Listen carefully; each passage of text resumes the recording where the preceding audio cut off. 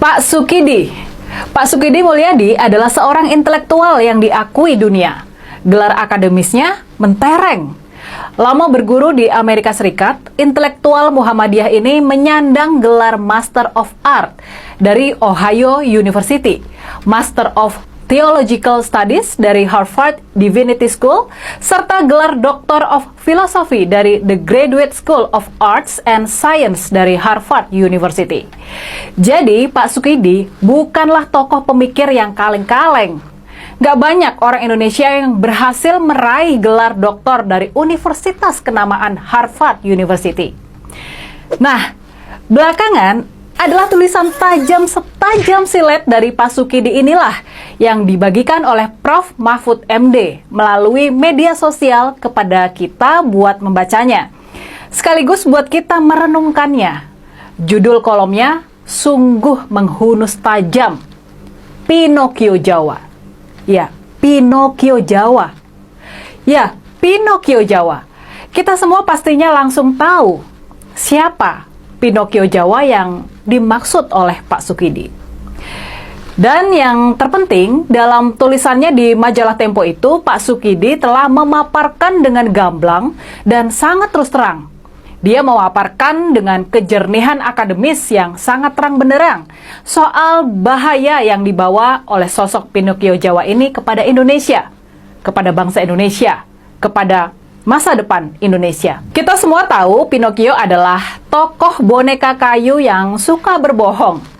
Tapi hidung Pinocchio akan memanjang setiap kali dia berbohong.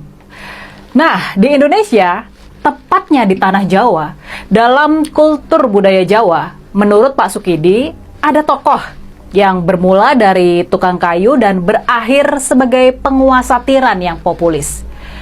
Sama seperti boneka kayu Pinocchio, tukang kayu ini juga suka berbohong.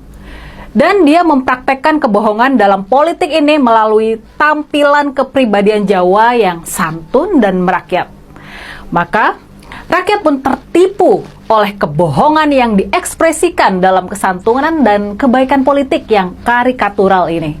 Pinocchio Jawa menjungkir balikan tatanan moral masyarakat.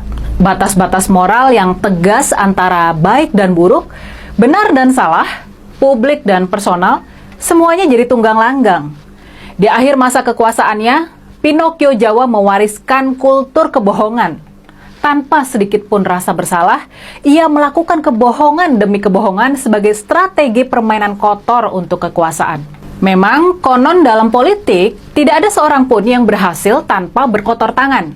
Makanya, bisa dipahami, mengapa Pinocchio Jawa menjadikan kebohongan sebagai bagian sentral dari karakternya. Pinocchio Jawa menjadi ikon pembohong terbesar yang diilustrasikan oleh seniman Butet Kartarejasa dalam patung Petruk berhidung panjang.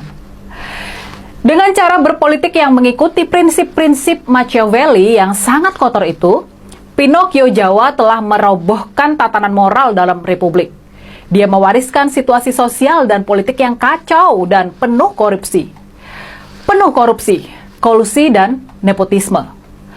Pastinya Pak Sukidi, seorang intelektual yang berpikiran jernih, dia merasa masyghul melihat kondisi ini.